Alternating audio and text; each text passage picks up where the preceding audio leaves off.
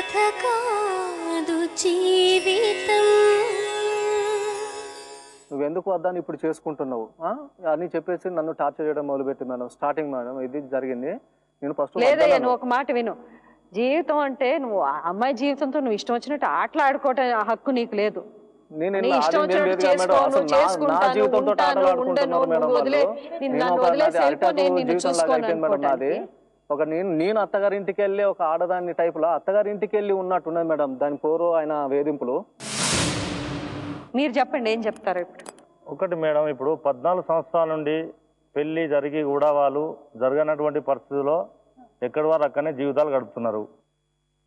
నేనంటే తనకు ఇష్టం లేదు నన్ను అనే పదం అన్నది ఇలా ఇప్పుడు ఈ రోజు ఎట్లా సంసారం చేస్తుంది నాతో అన్న ప్రశ్న, అది అసలు నన్ను సహిస్తలేడు, నన్ను ఎక్కడ కూడా ఓర్వట్లేదని చెప్పేటువంటి ఈమె తరఫున నుండి రావాల్సిన ప్రశ్న అతను అన్నాడు కదా. రెండోది ఈ మధ్యలో ఎన్నోసార్లు కూడా ఈ అమ్మాయికి వీళ్ళ మధ్యలో జరిగిన పంచాయతీలో సర్ది చెప్పి సరే ఏదైనా కూడా కొంత మనకు తొక్కుడు బండకున్న ఓపిక మనకే ఉండాలి, ఆడపిల్ల వాళ్ళమని మేము కూడా ఆయన తప్పులు కూడా అక్కడ రుజువు చేసుకుంటూ ప్రతి ఒక్క తీర్మానం ఇది ఇప్పుడు ఉన్నటువంటి కొన్ని ఫైస్లాస్ ఉంటాయండి మేడం. పంచాయతీలు అంటే ఫైస్లాలు అంటారు. అక్కడ వాటి తీర్పు కాగితాలలో కూడా డిపాజిట్ చేయడం ఎందుకైతుంది, వీళ్ళ కుల సంఘాలలోనే ఎక్కువ పంచాయతీలు. రెండోది ఎప్పుడు కానీ ఆడపిల్ల ఇంటికి పెళ్ళైనాక బరువే ఇంట్లుంటే తోడబుట్టువులు అన్నలు కావచ్చు చేసుకున్న వీళ్ళ పిల్లలైతే ఆమెను ఓర్వాలనేది అయితే ఎక్కడ ఉండదు. సమాజంలో మనం ఎక్కడ చూస్తలేము. ప్రతిదీ ఆమె నాతోటి ఉండడానికి అయిష్టత అని ఆయన పదే పదే మొత్తుకునేటువంటి ఆయన దగ్గర అసలు ఆయన కాపురం చేయడానికి అతనికి మనసు కరెక్ట్ ఉందా? ఇప్పటి వరకు శంకర్ నేను అడుగుతున్నా డైరెక్ట్, ఇవాళ ప్రతిదీ నీకు నువ్వు నన్ను ఇలా అన్నావు లేకపోతే ఆటోలో ఎక్కారు అనేది క్రియేటివిటీ చేయడానికంటే నీకు ఇప్పటి వరకు నీ జీవితం సగభాగం ముగిసిపోయింది. వచ్చిన వాళ్ళందరినీ నువ్వు రౌడీలు అంటున్నావు, లేకపోతే అన్నలు అంటున్నావు, పోలీసులు మా చుట్టాలంటున్నావు, కోర్టులు మా చుట్టాలంటున్నావు. ఎవరు తప్పు చేయరండి. ఇది కూడా ఇవాళ ఒక చట్టం. ఇక్కడ ఈ చట్టాన్ని కూడా మేము లొంగ తీసుకున్నట్టుగా మాట్లాడుతున్నాడు మేడం.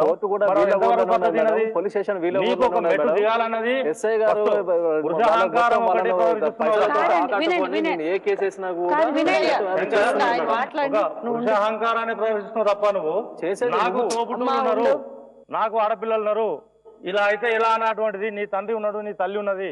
ఎప్పుడన్నా కనీసం కల్పించుకొని బిడ్డ ఏదో అవుతుంది పోతుంది మరి వచ్చి చేయాలన్నటువంటి మేము చెప్తే కూడా రాలేదే కొన్ని సందర్భాలలో. మీకు తెలియని ఇంకోటి చెప్తానండి, ఈవెన్ కోర్టులో వేసినా కూడా నా భార్య నాకు కావాలని నా భర్త నాకు కావాలని వేసినా కూడా కోర్టు ఆర్డర్ ఇస్తుంది తప్ప రోజు వచ్చి కోర్టు చూడదు కదా. గుర్రాన్ని నీళ్ళ దాకా తీసుకెళ్తాం కానీ నీళ్ళు తాగించలేం కదా.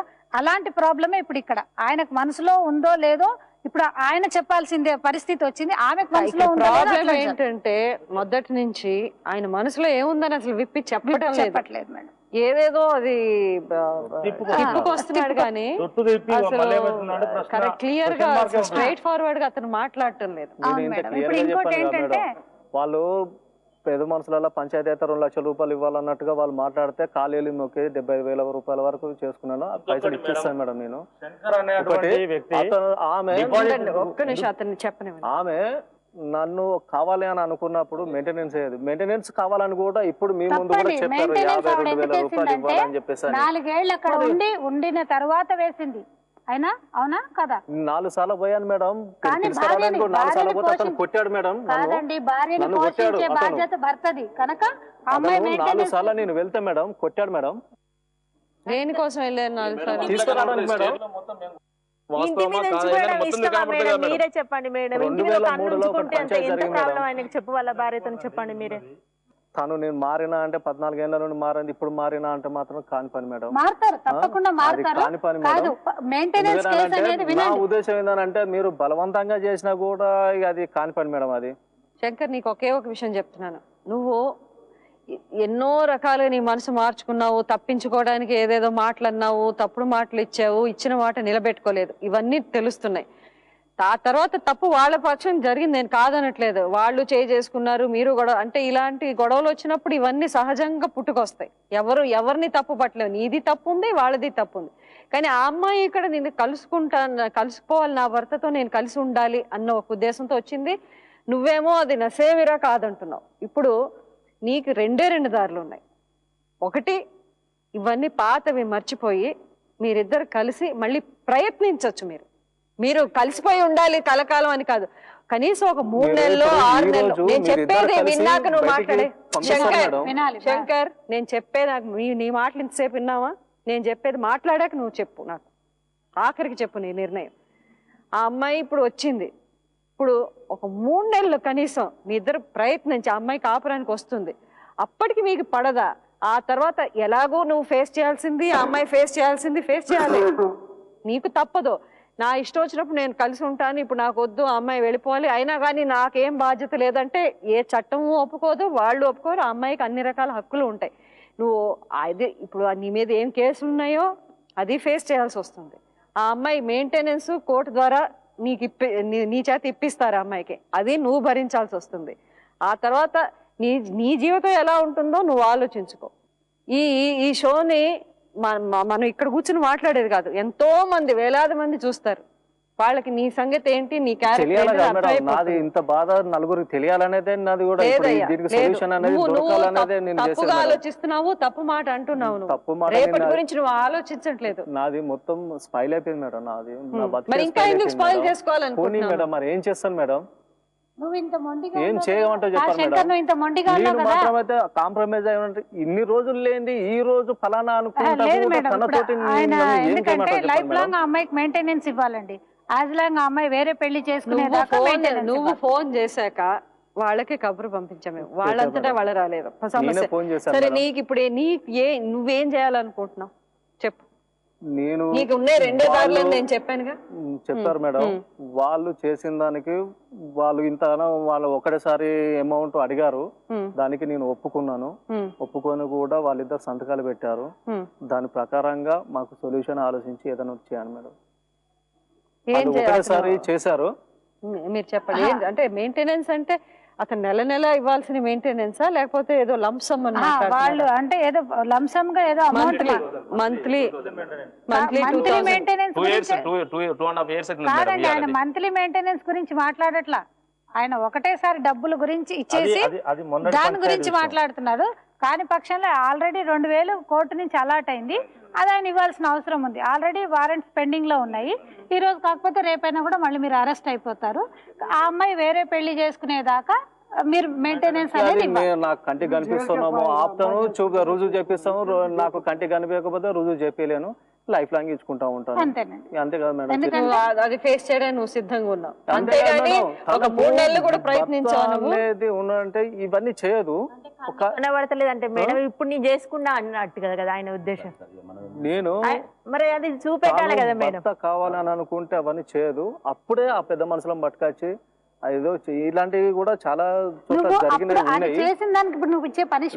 పనిష్మెంట్ కాదు మేడం. నేను నా మొత్తం అయిపోయింది మేడం. అసలు నేనేం చేయలేని పరిస్థితిలో ఉన్నాను మేడం. నేను దేనికి ఇప్పుడు ఇంకా చాలా జీవితం ముందుంది కదా. ఇప్పుడు 35 years ఉంది కదా, 35 years. కాకపోతే నువ్వేమనుకుంటున్నావు అంటే ఈ రోజు వస్తా, నేను ఈ రోజు ఉంటాను, నువ్వంటే నా భర్త పెళ్లి చేసుకోలేనని రాసివ్వగలుగుతావా? రాసిస్తా పట్టు పెళ్లి చేసుకోనని చూస్తున్నారు.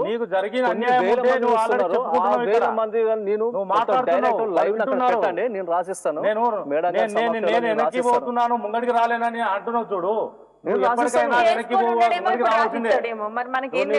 భార్య ఆల్రెడీ నేను నువ్వు తప్ప ఇంకోటి పెళ్లి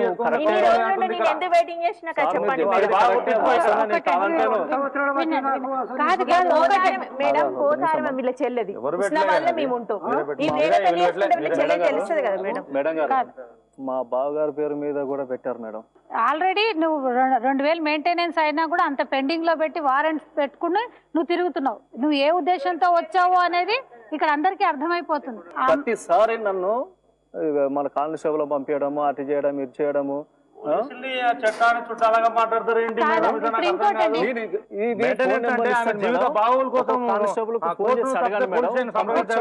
ఒకటండి, ఇప్పుడు ఆయనకి మీరు ఆ కేసులు వేసిన కేసులతోటి ఆయనకి ఇంకా అర్థం కానట్టుంది.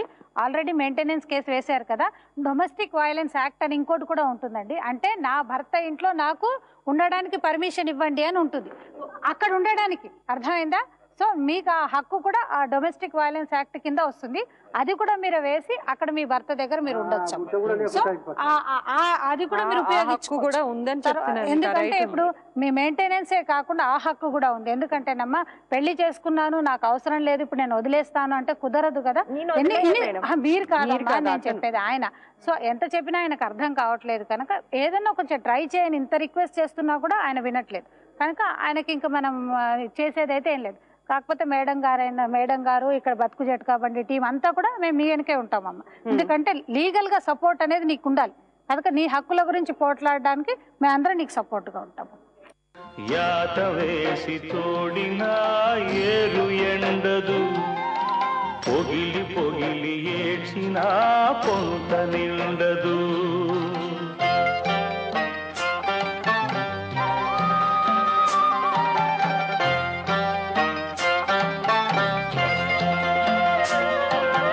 పలుపుతాడు మెడకెత్తే పాడి రావురా, పసుపుతాడు ముడులేత్తే ఆడదాయిరా.